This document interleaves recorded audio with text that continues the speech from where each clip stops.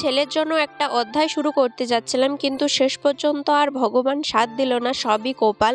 তো কি হয়েছে না হয়েছে পুরো ভিডিওটা কন্টিনিউ দেখতে থাকো, আশা করি বুঝতে পারবে। তাই তোমাদের সাথে শেয়ার করব, তো চলো পুরো ভিডিও কন্টিনিউ দেখতে থাকো। Hello everyone, good morning. কেমন আছো সবাই? আশা করি অনেক ভালো আছো, সুস্থ আছো। আমি অনেক ভালো আছি, সুস্থ আছি। আমার নতুন একটা ভিডিওতে তোমাদের জানাই অনেকটা ওয়েলকাম। আর এই যে দেখো, সকাল সকাল আমি কিন্তু লেগে পড়েছি হচ্ছে ঘরটা মোছামুছি করার জন্য। আজকে ছিল হচ্ছে শনিবার, তো শনিবারে আমাদের বাড়িতে হয় আর কি পুজো।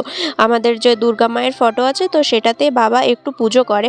আমাদের আগে করতো বৃহস্পতিবার, কিন্তু এখন করে শনিবার। তো সেই কারণে আমি হচ্ছে সব কিছু ঘরটা আগে ভালো করে আমি হচ্ছে বিছানাপত্র তুলে নিয়ে তারপর ঝাড়ু লাগিয়ে দিয়েছি। এখন কিন্তু আমি এই যে দেখো পোছা লাগাচ্ছি। আর সব থেকে মুশকিল কাজ হচ্ছে এই যে দেখো এই খাটের তলটা মুছা। কারণ খাটের তলটা এই যে নুয়ে, এক তো আমি ঢুকতেও পারবো না, খাটের তলে নিচে নামাই যাবে না, মানে ঢুকলে আর বেরাবো না। আর হচ্ছে ওই কি বলবো, বসে বসে যেহেতু এই মুছার স্ট্যান্ডটা আছে, তো ওইটা দিয়ে মুছতে না বেশ ভালোই লাগে।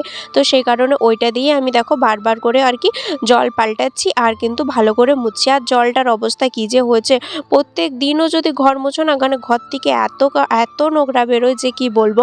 কারণ এই সাদা সাদা স্টাইলের জন্য হয়তো এতটা মানে নোংরা হয়। আর প্রত্যেক দিনই তো ঘর মুছতে হয় বেটুর জন্য, যেহেতু এখন ছোট বাচ্চা, ও চারিদিকেই হচ্ছে হামাগুড়ি দেয়। তো সেই কারণে ওর জন্য বিশেষ করে কিন্তু প্রত্যেকটা দিনই ঘরকে মানে পোছা লাগাতে হয়। তো এই যে দেখো আমাদের একটা রুম মোছা হয়ে গেছে, কিন্তু এইখানটা ডাইনিং রুমটা, আর হচ্ছে কিন্তু আরেকটা রুম আছে যেটা বাবা মা ভাই তিনজন মিলে ওই রুমটা কিন্তু বাকি আছে। তো ওই দুটো রুম হয়ে গেলেই কিন্তু হয়ে যাবে।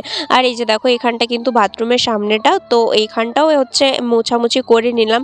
আর আজকে সে তেমন কিছু একটা কাচাকুচির থাকেনি, তো সেই কারণে আমি কিন্তু হাতেই কেচে নিয়ে তারপর কিন্তু বাইরে মেলে দিয়েছি। আর এই যে দেখো এখানটা ডাইনিংয়ের এখানটা। আর হ্যাঁ, তোমরা যদি আমার এই কোয়ার্টারের রুম ট্যুর দেখতে চাও, তাহলে কিন্তু অবশ্যই কমেন্ট করে জানিও। আমি কিন্তু তোমাদের সাথে আমার এই কোয়ার্টারের রুম ট্যুর তোমাদের সাথে শেয়ার করব। তো এইদিকে দেখো আমি হচ্ছে এদিকে মুছছি, আবার একবার করে হচ্ছে নেড়েও দিচ্ছি। বেটুর খাবার বসিয়েছি আমি, কারণ এখন বাজে 8:30 থেকে 9টা এরকম হবে। তো আমি ভাবলাম যে আমার মুছাও হবে আর হচ্ছে বেটুর খাবারটাও হয়ে যাবে। আর ওরা তিনজনকে পাঠিয়েছি আমি হচ্ছে বাইরে।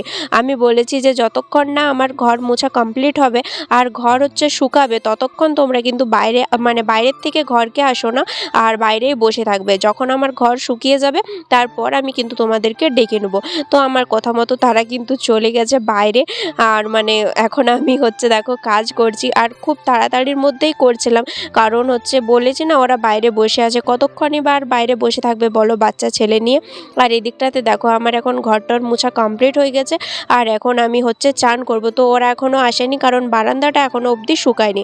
বারান্দাটার ওইখানটাতে ফ্যান লাগাতে হবে। তো এখন যেহেতু আমাদের এখানে হালকা গরম হালকা শীত, তো সেই কারণে ফ্যান লাগানোর প্রয়োজন হয়নি। তাই কিন্তু আমরা বাইরে বারান্দাটাতে ফ্যান লাগাই না থাকার কারণে কিন্তু বারান্দাটাই শুকায়নি, মানে বাইরের ওই ডাইনিংয়ের ওইখানটাই কিন্তু শুকায়নি। বাকি কিন্তু দুটো রুম শুকিয়ে গেছে, কারণ দুটো রুমের মধ্যে ফ্যান আছে। তো তাই জলদি জলদি শুকিয়ে পড়েছে। আর এখন আমি যাব হচ্ছে সানে। আর সানে যাওয়ার আগে আমি দুদিন থেকে মাথাতে চিরুনি করিনি, তো সেই কারণে প্রচণ্ড পরিমাণে জটা হয়েছিল। আর দেখো কতগুলো চুল উঠেছে দেখো। আমি যখনই মানে অন্যরকম কিছু তেল ইউজ করি না, তখনই আমার এতটা চুল ওঠে। কারণ আমার ওই কি বলবো, সব থেকে পাতি নারকেল তেলটাই আমার চুলে শ্যুট করে। যখনই আমি কোনো দামি তেল ইউজ করি তখনই হচ্ছে এই যে দেখো হচ্ছে আমার শ্যুট করে না, আর প্রচণ্ড পরিমাণে চুল ওঠে। পাতি নারকেল তেল শেষ হয়ে গেছিলো, তাই মায়ের বাজাজ তেলটাই আমি নিয়েছিলাম। আর তাই তোমাদেরকে দেখালামই তো যে কতগুলো পরিমাণে আমার চুল উঠেছে। তো যাই হোক, ওগুলো আমি এখন কমন ছেড়েই দিয়েছি, কারণ যখন থেকে আমার বাবু পেটে এসেছে তখন থেকে আমার প্রচণ্ড পরিমাণে চুল ওঠা শুরু করেছে, আর এখনও অবধি থামেনি। আর এইখানে যেখানে আছি এইখানে জলের কথা কি আর বলবো তোমাদের, এখানে জল তো আরও খারাপ, আর জলের জন্য আরও বেশি করে জানো তো চুল ওঠে। আর এদিকটাতে দেখো স্নান টান করে আমি এখন এই যে দেখো পুজোর স্বাদ করতে বসে পড়েছি। তো অলরেডি আমি কিন্তু ফুল, তারপর দুব্বা ঘাস, তারপর তুলসী পাতা 3টে তুলে এনে এই যে দেখো ঠাকুরের সামনে এখন রেখেছি। আর এখন শুধু আমি এই যে দেখো প্রদীপ লাগাচ্ছি, মানে প্রদীপটা ধরাচ্ছি। সলতে তো করাই আছে। এখানে জানো তো সলতেগুলো না কিনতে পাওয়া যায় ক্যান্টিনে, মানে একদম রেডিমেড সলতে তৈরি করা থাকে। তো শুধু সেগুলো তুমি হচ্ছে ধরিয়ে দিতে, মানে একটু তেল দিয়ে প্রদীপে লাগিয়ে দিতে পারলেই কিন্তু সলতে একদম রেডি। তো যাই হোক, যেহেতু সলতে করা ছিল আমার অতটাও কিন্তু ঝামেলা খাটনি কিছুই হয়নি, একদম বেশ ভালোভাবেই হয়ে গেছে। আর এদিকটাতে আমি এখন লেগে পড়েছি হচ্ছে ফলটাকে কাটার জন্য। আর এই যে দেখো যেহেতু কমলা ছিল, তো একটু মাথাটা না কাটলে ভালো করে খোসাটা ছাড়ানো যাবে না। তো সেই কারণে কিন্তু আমি দেখো খোসাটাকে ভালো করে একটু কেটে পরে তারপর কিন্তু খোসাটাকে ছাড়াচ্ছি। আর ওদিকটাতে বাবা আরে গিয়েছিল বাইরে, তো ওদেরকে কিন্তু ডেকে এনেছি যে চল আমার ঘরে কিন্তু এবারে হচ্ছে মানে সব কিছু পরিষ্কার টরিষ্কার হয়ে গেছে, মোছা টোছা হয়ে গেছে, এখন শুকিয়েও গেছে, এবার তোমরা চলো এবারে মানে ঘরে থাকবে। তো দেখো 3 জন মিলেই কিন্তু চলে এসছে। আর চলে আসার পর বাবা এবার যাবে সানে, যেহেতু বাবাই আমাদের পুরোহিত। তো এই দিকটাতে দেখো বেটু ঘরকে এসে সঙ্গে সঙ্গে সে আমার কাছকে চলে এসছে যে মাম্মা ওটা কি করছে, মাম্মা যে কাজটা করছে মানে আমাকেও ওই কাজটা করতে হবে, মাম্মার কাজে বেগড়া দিতে হবে তো নাকি। এই কারণে কিন্তু ও দেখো সঙ্গে সঙ্গে আসা মাত্রই খালি আমার কাছকে চলে আসছে। আর এই যে দেখো লেবুটাকে নিতে যাচ্ছে, আর ঠাম্মি তত ওকে বারবার ধরে নিচ্ছে আর বাইরের দিকে নিয়ে যাচ্ছে, আর ও কিন্তু শুনবে না, ও বারবার বলছে আমাকে ছেড়ে দাও, আমাকে ছেড়ে দাও, আমি মাম্মার কাছকে যাব। তো এইদিকে দেখো ওর এখন ঠাম্মি বলছে কিছু দিকে তো একটা ভোলাতে হবে, ওই জন্য ওকে এখন জল খাওয়াচ্ছে। আর ও এখন না, ওকে যদি ধরে দাও একা বোতলটা, ও কিন্তু নিজে হাতেই জল খেতে পারে। তো যাই হোক এদিকে আমার সব কিছু প্রায় মোটামুটি কমপ্লিট করে দিয়েছি পুজো করার জন্য। আর এদিকে দেখো আমার এখন পুজো রেডি করে দিয়েছি, এখন আমার কাজ ফ্রি, এবারে আমি খেতে বসবো মুড়ি। তো এই দিকটাতে বেটুকে বললাম বেটু আয়, আমার হচ্ছে সব কিছু কাজ কমপ্লিট হয়ে গেছে, আয় তুই এবার। আর লেবুর খোসাটা ছাড়িয়েছিলাম তো ওইটাও আমি ডাস্টবিনে ফেলে দিয়েছি। আর এদিকটাতে দেখো এখন আমি বসে পড়েছি মুড়ি খেতে। তো আজকে মুড়ি খাবার তরকারি হচ্ছিল আলু চচ্চড়ি, যেটা আমাদের ভটপাড়ার খুব ফেভারিট মানে স্পেশাল তরকারি যাকে বলে। তো যাই হোক আলু চচ্চড়ি দিয়ে মুড়ি খেতে এখন আমার খুবই মানে ফেভারিট হয়ে গেছে, কারণ ওদের সাথে থাকতে থাকতে আমিও যেন ওদের খাবারগুলো খুবই পছন্দ করে ফেলেছি। তো যাই হোক এদিকটাতে দেখো বিকালবেলাতে রেডি হয়ে পড়েছিলাম, এখন 4:30 মতো বাজে। তো বেটু জাস্ট এই ঘুম থেকে উঠলো, মানে ও 3:30টার সময় ঘুম থেকে উঠেছিল, যেই একটু ওর ঘুমটা ভেঙে গেছে সেই দেখেছে মাম্মা রেডি হয়ে গেছে, তাহলে এবার আমাকেও উঠে পড়তে হবে। তো সেই কারণে কিন্তু ওকেও রেডি করে দিয়েছিলাম, যেহেতু উঠে পড়েছে সেই জন্য আমি কিন্তু ওকে রেডি করে দিয়েছিলাম। আর এদিকটাতে দেখো ফোনটা নিয়ে যে মানে কি করছে বেটু আমার, সেটাই আমার চিন্তা। তো যাই হোক আর এখন রেডি হয়ে গেছে, এখনও কিছুতেই আর ঘরে থাকবে না, খালি দেখাচ্ছে বাইরের দিকে যে চলো এবারে আর থাকবো না, অনেক হয়ে গেছে, অনেকটা সময় তোমরা পার করে নিয়েছো, এবার তোমরা চলো। তো যাই হোক এবার তোমাদেরকে বলি যে কী জন্য মানে কোথায় গিয়েছিলাম। এখানে একটা বাবা ফেসবুক স্ক্রল করতে করতে একটা হচ্ছে মানে বিজ্ঞাপন দেওয়ার মতো কিছু একটা বেরিয়েছিল, যেখানে বাচ্চা ছেলে অ্যাডমিট নিচ্ছিল। তো বাবা সেটার একটা ফর্ম ফিল আপ করেছিল, তো ওরা হঠাৎ করে ফোন করে বলে যে আজকে আসতে হবে। তো সেইটা হচ্ছে যে কোনো কিছু অ্যাডভার্টাইজের জন্য। তো যাই হোক আমরাও ভেবেছিলাম যে বাচ্চা ছেলে তো যদি দেয়া হয় ভালোই হবে। তো সেই কারণে আমরা কিন্তু গিয়েছিলাম। এই যে দেখো ওর বাবার যেহেতু ডিউটি ছিল, তো ওর বাবা যেতে পারেনি, আমরা 3 জন মিলেই গিয়েছিলাম। আর এদিকে আমাদের এখন অটোও চলে এসছে, আমরা অটোই বুক করেছিলাম, যেহেতু এখান থেকে জাস্ট হচ্ছে 2 কিলোমিটার দূরেই আমাদেরকে, মানে আমাদের কোয়ার্টার থেকে জাস্ট 2 কিলোমিটার দূরে। তো সেই জন্য ভাবলাম যে চলো অটো করে চলে যাওয়া যাক, আমাদের এখান থেকে হসপিটাল যতটা ততটা কিন্তু ওই জায়গাটাও। তো ভাবলাম চলো অটো করে চলে যাওয়া যাক, তো ওই জন্য আমরা কিন্তু অটো করে নিয়েছিলাম।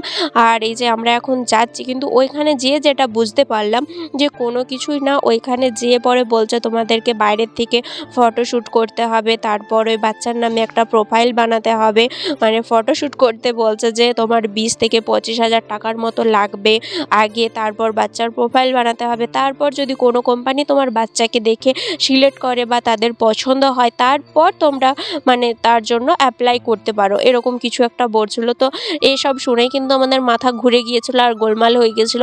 তারপর আমরা ভাবলাম যে চলো এসব কোনো কিছু করার দরকার নাই, আমাদের এখন মানে বেটুর এতটাও বয়স হয়ে যায়নি যে ওকে এখন থেকে রোজগার করতে হবে বা এরকম কিছু একটা ব্যাপার। আর সবথেকে বড় কথা আমরা বেটুর বাবার সাথে যোগাযোগ করতে পারছিলাম না, কারণ ও ডিউটিতে ছিল, আর ডিউটির ওইখানে ওর কল লাগে না, মানে নেটওয়ার্কের খুবই প্রবলেম হয়। তো সেই কারণে একটা অধ্যায় যদিও বা আমরা ভেবে দেখলাম যে হ্যাঁ করা যেতেই পারে, যেহেতু বেটুর বাবারই ফোন লাগছিল না, ওর সাথে একবার ডিসকাস না করে হচ্ছে তো সিদ্ধান্ত নেওয়া যায় না।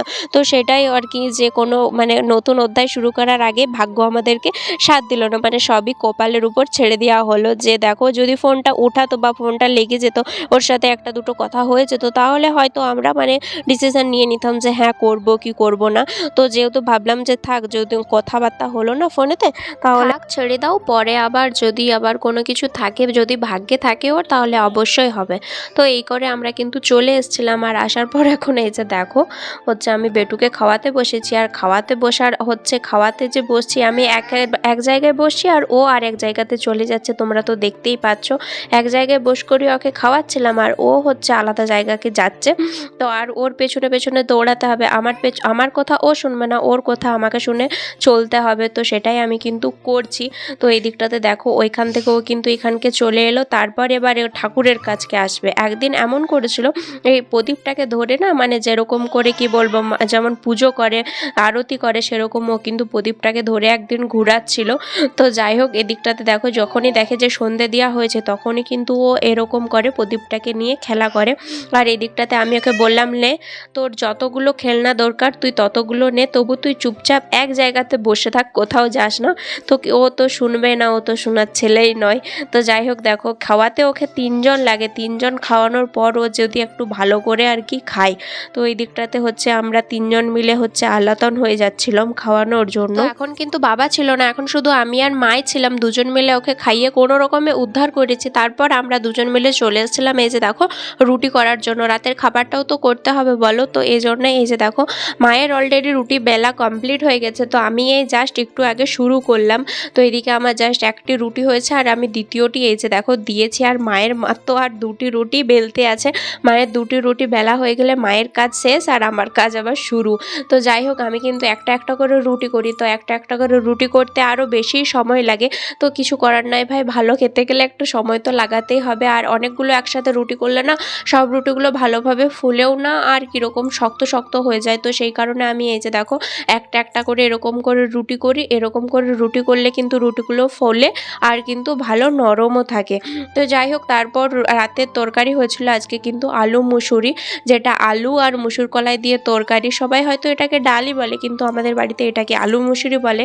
আলুগুলো এরকম বড় বড় করে আর মুসুর কলাই বেশ হচ্ছে যেরকম করে মাংস কষায় সেরকম করে কষিয়ে পরে এই তরকারিটা করা হয়। তো চলো বন্ধুরা, আজকের মতো ভিডিওটা এই পর্যন্ত। আজকের ভিডিওটা কেমন লাগলো অবশ্যই কিন্তু কমেন্ট করে জানাবে। টাটা সবাইকে।